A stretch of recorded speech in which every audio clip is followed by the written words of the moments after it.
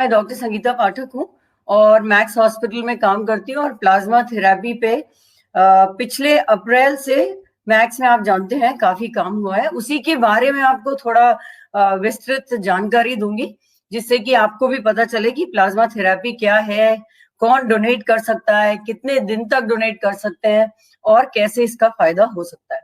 तो पीछे 1.5 साल में हम लोग सब जानते हैं कि कोरोना ने हम सबको पूरे विश्व को अपनी गिरफ्त में ले रखा है और पिछले 1.5 साल से पूरा चिकित्सीय क्षेत्र जो है वो लगा हुआ है इसके इलाज को ढूंढने में और हर एवरी डे एक नया इलाज कोई ना कोई मीन्स आता है इसके बारे में। और इसी में क्षेत्र में जो पिछले अप्रैल में हम लोगों को एक प्लाज्मा थेरेपी, जो कि नई थेरेपी नहीं है, ये पहले भी यूज हो चुकी है बहुत दूसरे वायरसेस में, जैसे कि इबोला वायरस में यूज हो चुकी है पहले भी, और नया थेरेपी नहीं है, पर इसको वापस से लाया गया फॉर दी कोरोना वायरस। अच्छा, अब जो है कोरोना वायरस जो है करीब करीब हमारे देश में 2,62,000 लोग हमसे बिछड़ चुके हैं अभी तक, और इसकी संख्या दिन ब दिन बढ़ती ही जा रही है। मीन्स बीच बीच में इसका जो है जोर कम होता है, पर फिर कोई सेकेंड वेव आती है, फिर अब कह रहे हैं थर्ड वेव आती है। तो ये सारी चीजें लिटरली हमको बहुत मीन्स परेशान करने वाली चीजें। तो इन सब से बचने के उपाय आप सब जानते ही हैं, बार बार सरकार ये उपाय आपको बता रही है। जो सबसे ज्यादा बेहतरीन उपाय है वो है मास्क लगाइए। एंड मास्क लगाना बहुत सिंपल चीज है और ये आपको बचा के रखेगी, 100% बचा के रखेगी अगर मास्क ढंग से लगाया आपने। फिर वैक्सीनेशन कराइए। अब हमारे तो भारत में ही निर्मित हो गया वैक्सीन, तो वैक्सीन लगवाइए बिना डर के। वैक्सीन लगवाना बहुत जरूरी है हम सबके लिए। और सबसे बड़ी बात, 2 गज की दूरी है जरूरी। अपने और अपने जितने परिवार वाले हैं सबको बचाने के लिए ये चीजें आप ना भूलें और ये तीनों चीजें खूब प्रैक्टिस करें आप। अब मैं बताऊंगी आपको क्या प्लाज्मा थेरेपी क्या होती है। तो सबसे पहले प्लाज्मा क्या होता है, सब जानते हैं, हम लोग सब जानते हैं कि ब्लड क्या होता है। ब्लड के बारे में ज्यादातर हम सबको पता होता है कि क्या होता है। तो ब्लड में 2 तरह के मतलब कंपोनेंट होता है, और एक उसमें एक प्लाज्मा होता है और सेल्स होते हैं। तो जो प्लाज्मा पोर्शन है वो 55% होता है, और जो रेड ब्लड सेल्स होते हैं, व्हाइट ब्लड सेल्स होते हैं, प्लेटलेट्स होते हैं, वो करीब करीब 45% होते हैं। और प्लाज्मा में सबसे अच्छी बात क्या होती है प्लाज्मा में, कि प्लाज्मा में जितने तत्व चाहिए आपको बीमारी को रोकने के लिए, किसी भी बीमारी को रोकने के लिए, वो होते हैं। तो क्या होता है वो एंटीबॉडीज होते हैं। और ये एंटीबॉडीज हमारे सेल में नहीं मौजूद होते हैं, ये प्लाज्मा के अंदर मौजूद होते हैं, और ये किसी भी बीमारी को लड़ने की क्षमता रखते हैं। तो और क्या क्या चीजें होती है प्लाज्मा के अंदर, प्रोटीन्स होते हैं, मिनरल्स होते हैं, हार्मोन्स होते हैं, मतलब जो आप कहेंगे इंपॉर्टेंट चीज जो हमारे लिए हमें चाहिए वो सब प्लाज्मा के अंदर होती है। अब ऐसा नहीं है कि रेड सेल और प्लेटलेट्स और ये बिल्कुल बेकार है। रेड सेल जो है वो ऑक्सीजन कैरी करता है, प्लेटलेट्स जो है वो हमारा मतलब खून का थक्का बनाता है। तो हर चीज का अपना अपना इम्पोर्टेंस होता है। अब आप कहेंगे कि प्लाज्मा थेरेपी कोरोना में कैसे काम करती है। तो कैसे काम करती है कि सपोज एक मरीज है जिसके अंदर कोरोना के मतलब उसको कोरोना हो गया है, पर उसके अंदर अभी एंटीबॉडीज डेवलप नहीं हुई हैं कि वो कोरोना से लड़े। और आप जानते हैं अभी दवाइयां भी हर चीज मतलब दो वो एक्सपेरिमेंट करी जा रही हैं, और कई दवाइयां इस टाइम पे मौजूद हैं, पर फिर भी मतलब एक अपनी मतलब शरीर की शक्ति भी चाहिए लड़ने के लिए। तो वो कैसे आएगी, वो तो एंटीबॉडी से ही आएगी। तो हम क्या करते हैं, अब कोरोना के मरीज में तो नहीं है वो एंटीबॉडी, तो क्या करेंगे, जो एक मरीज रिकवर हो गया है, यानी जिसको बीमारी थी और वो ठीक हो गया है, अब उसके अंदर वो एंटीबॉडीज हैं, तो हम क्या करेंगे, ऐसे मरीज में से जो ठीक हो गया है उसमें से प्लाज्मा निकालेंगे और इस मरीज को देंगे जिसको कि कोरोना है इस टाइम पर। तो मतलब हम प्री फॉर्म्ड एंटीबॉडीज देंगे उसको और वो जाके इस मरीज में जाके लड़ने की क्षमता रखेगा उस वायरस से जो कि उस टाइम पे वो मरीज नहीं लड़ पा रहा है। उसके अंदर भी एंटीबॉडीज डेवलप होंगी कुछ टाइम में, पर उस टाइम तो नहीं है, और उस टाइम में उसका शरीर जो है वो लड़ रहा है इस वायरस से, और इस बीच में ये वायरस जो है काफी कुछ डैमेज भी कर सकता है शरीर को। आप देख रहे हैं ना कितने लोग मर रहे हैं इस टाइम पे, और मर चुके हैं। तो उन लोगों को मीन्स मोर्टेलिटी को प्रिवेंट करने के लिए उनको मीन्स एंटीबॉडीज देने के लिए ये प्लाज्मा दिया जाता है। अब आप पूछेंगे कि कौन कौन दे सकता है इस प्लाज्मा को, तो अब मैं पहले तो कोरोना के बारे में बताऊंगी कि कोरोना जिनको हो गया है उनको कौन कौन दे सकते हैं। सो सबसे पहले कि एक पॉजिटिव रिपोर्ट आपके पास होनी चाहिए। उस पॉजिटिव रिपोर्ट से कम 28 दिन होने चाहिए, तब आप प्लाज्मा दे सकते हैं। एक तो फैक्टर ये हो गया। दूसरा फैक्टर ये हो गया कि कम से कम 14 दिन नेगेटिव रिपोर्ट के, या आपके सिम्टम्स नहीं है, जिस दिन से आपकी तबीयत एकदम अच्छी हुई उस दिन से 14 दिन मिनिमम होने चाहिए, तब आप दे सकते हैं। और तीसरा, आजकल वैक्सीनेशन लग रहा है हम सबको, है ना, तो जो वैक्सीनेशन वाले लोग हैं जिनको वैक्सीनेशन भी लग गया है, वो लोग वैक्सीनेशन के कोई सी भी डोज लगी है उसके 14 दिन बाद प्लाज्मा दे सकते हैं। तो ये तो हो गया सिर्फ कोरोना जिनको हुआ है उनके बारे में, कि मतलब ये वाली बातें। अब जब मीन्स वो ब्लड बैंक में जब आता है डोनेट करने के लिए प्लाज्मा, तो वहां पर हम बहुत सारी चीजें और देखते हैं। ये तो कोरोना की तो 4 चीजें बताई मैंने खाली। अब जब वो आता है तो हम उसको बोलते हैं, जो डोनेट करने आता है, ये 4 चीजों के बाद वो फिट है डोनेट करने, अब वो आ गया ब्लड बैंक में। ब्लड बैंक में जब आता है तो ब्लड बैंक में सबसे पहले हम एक क्वेश्चनर भरवाते हैं, मीन्स एक फॉर्म होता है जिसमें बहुत सारी चीजें उसे भरनी होती हैं, और वो चीजें जब वो भर लेता है तो क्या इंपॉर्टेंट चीज है उनमें, सबसे पहले वो 18 से 60 साल की उम्र के बीच में होना चाहिए, ठीक है। दूसरा, 55 किलो के ऊपर होना चाहिए वेट उसका, ठीक है। फिर उसके बाद कोई बहुत लंबी बीमारी का शिकार कभी नहीं होना चाहिए, कोई क्रोनिक बीमारी नहीं होनी चाहिए, जैसे कि कोई किडनी की डिजीज हो, उसको लिवर की डिजीज हो। इन सब चीजों में आदमी फिट नहीं होता है डोनेट करने के लिए। अच्छा, फिर डायबिटीज बहुत होती है लोगों में, ज्यादातर हम सब में मीन्स एक पर्टिकुलर एज के बाद डायबिटीज होती है। तो डायबिटीज जिनको है और जो खाली गोली ले रहे हैं, गोली से कंट्रोल्ड है, वो हम ले लेंगे, पर जिनको इंसुलिन लग रहा है उनको हम नहीं लेंगे, ठीक है। अच्छा, अब हीमोग्लोबिन जो है वो 12.5 और उससे ऊपर होना चाहिए, ठीक है। अब हाइपरटेंशन भी बहुत इंपॉर्टेंट एक चीज है जो होती है लोगों में। तो हाइपरटेंशन भी अगर हो, जब हम यहाँ पे ब्लड प्रेशर मेजर करते हैं ब्लड बैंक में, तो वो कंट्रोल्ड होना चाहिए, ठीक है। तो ये बेसिक चीजें हैं जो कि मतलब जब वो डोनेट करता है तो वो हम देखते हैं। अच्छा, अब बहुत लोग क्वेश्चंस पूछते हैं कि महिलाएं क्या दे सकती हैं प्लाज्मा। तो महिलाएं जो कभी गर्भवती हुई हैं वो नहीं दे सकती हैं, और जो जिनने कभी मतलब प्रेग्नेंट नहीं हुई हैं वो महिलाएं दे सकती हैं। और उन महिलाओं में भी फिर मैं सारी चीजें देखूंगी, जैसे 12.5 एंड अबव, और मतलब हीमोग्लोबिन होना चाहिए। तो महिलाओं में 12.5 एंड अबव हीमोग्लोबिन होना चाहिए, वो बहुत ज्यादा जरूरी है। और बाकी की चीजें तो बाकी हम देखेंगे। अब आप पूछेंगे कि गर्भवती महिलाएं क्यों नहीं दे सकती हैं, जिनको किसी मतलब कभी प्रेग्नेंट रही हैं, क्यों नहीं दे सकती।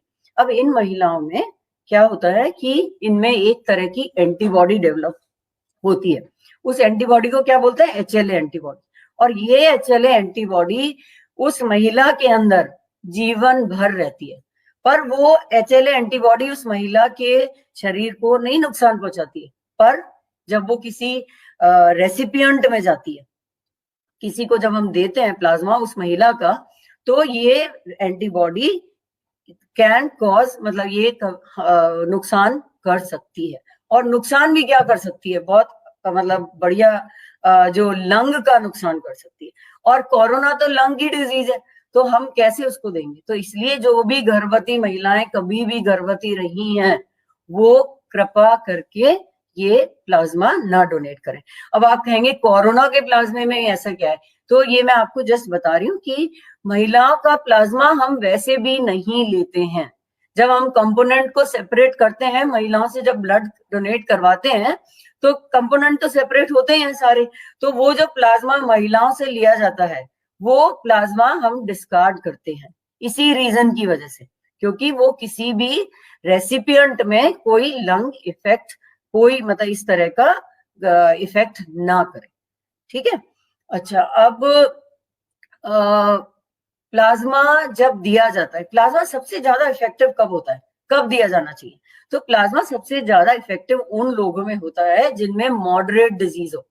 Moderate disease means early time of the disease, जैसे कि मतलब कम से कम 4 से 8 दिन के बीच में, बीमारी के 4 से 8 दिन के बीच में अगर दिया जाता है प्लाज्मा, तो ये जो बीमारी का रूप है, मतलब वो प्रोग्रेसिव नहीं होती है बीमारी, फिर मतलब वो जो खराब वाला रूप है बीमारी का, जिसमें कि पेशेंट वेंटिलेटर पे चला जाता है, ऑक्सीजन की रिक्वायरमेंट्स एकदम बढ़ जाती हैं, और सारे लंग्स मीन्स सारा बॉडी के पार्ट्स इफेक्ट होने लगते हैं। मेनली तो लंग इफेक्ट होता है,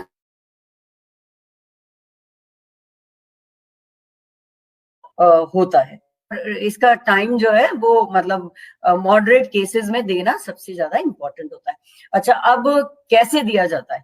तो 200 ml का यूनिट एक बार में दिया जाता है, और अगर मरीज को फायदा नहीं होता है फर्स्ट वाली यूनिट से, तो 24 घंटे के अंतराल के बाद हम दूसरा यूनिट भी दे सकते हैं। और जो दूसरा यूनिट होता है वो हमेशा एक दूसरे डोनर का होना चाहिए, वो सेम डोनर का नहीं होना चाहिए। क्यों नहीं होना चाहिए सेम डोनर का? बिकॉज पहला वाला यूनिट तो हमने दे दिया, उससे हमें वो डिजायर्ड इफेक्ट तो मिला नहीं कि भाई मरीज एकदम बढ़िया हो गया। तो क्योंकि पहले वाले डोनर के एंटीबॉडीज उसके लिए सफिशिएंट नहीं थे, इसलिए हम क्या करेंगे, दूसरे वाले डोनर के एंटीबॉडीज, मतलब दूसरा डोनर हम यूज करेंगे। अच्छा, इससे पहले मैं बताना भूल गई कि ब्लड बैंक में जब वो आता है तो हम उसके एंटीबॉडी टेस्टिंग भी करते हैं। डोनर जब आता है हमारे पास, ये 4 चीजें जो मैंने बताई थी वो तो हम देखते ही हैं, उसके बाद हम एंटीबॉडी टेस्टिंग करते हैं। अब एंटीबॉडी टेस्टिंग में एक पर्टिकुलर लेवल होना चाहिए एंटीबॉडी का, तभी हम प्लाज्मा लेते हैं, नहीं तो नहीं लेंगे। तो बहुत सारे प्लेटफॉर्म्स इस टाइम पर हैं जो कि हम एंटीबॉडीज टेस्ट करते हैं। तो एंटीबॉडी टेस्टिंग का जो वैल्यूज होते हैं वो हर टेस्टिंग प्लेटफॉर्म में अलग अलग होते हैं। तो किसी प्लेटफॉर्म में 3.5 कट ऑफ होगा, किसी में 13 यूनिट्स होंगे। तो इस तरह हर प्लेटफॉर्म पे वो अलग अलग होता है, और वो उससे डिसाइड होता है कि हम वो प्लाज्मा उस का लेंगे कि नहीं लेंगे। तो मतलब कहने का मतलब है कि बहुत सारी टेस्टिंग करी जाती है उससे पहले, और जो डोनर आता है उसकी HIV टेस्टिंग होती है, HCV टेस्टिंग होती है, HBV टेस्टिंग होती है, मतलब हेपेटाइटिस बी होता है, और हेपेटाइटिस C की टेस्टिंग होती है, सिफिलिस की टेस्टिंग होती है, मलेरिया की टेस्टिंग होती है। तो आप जान रहे हैं कि ये कोई छोटा वो नहीं है, मतलब इसमें पूरा मेटिकुलसली पूरा टेस्टिंग होता है पेशेंट डोनर का, और एक एक चीज उसकी जब वो फिट हो जाता है तभी हम उसका डोनेशन लेते हैं।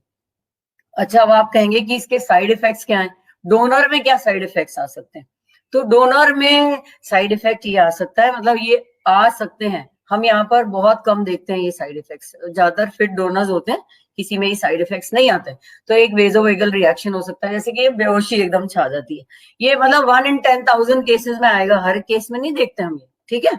और जैसे वो जहां से ब्लड डोनेट कर रहा है, क्योंकि नीडल तो बहुत मोटी होती है उस जगह पे, तो जैसे जब मैं उसको बोलूंगी कि आप अपना हाथ कस के दबाएं आफ्टर नीडल निकालने के बाद, तो कई बार पेशेंट डोनर जो होता है ना वो दबाता नहीं है ठीक से, तो वहां पे एक बड़ा सा हिमेटोमा क्या होता है कि मतलब स्किन के नीचे ब्लड जमा हो जाता है। आपने देखा होगा ना, जैसे जैसे क्या बोलते हैं उसको, नीला वो बन जाता है, तो वो ब्रुइस बन जाता है, तो वो हेमेटोमा बन सकता है। पर हम ज्यादातर इसमें डोनर को बोलते हैं प्लीज आप अपना ये जो हाथ है कस के दबा के रखें, सो दैट वो वहां से ब्लीड ना हो धीरे धीरे हो, क्योंकि वहां पे एक थोड़ा सा ब्लीड हो सकता है अगर दबाया ठीक से नहीं गया।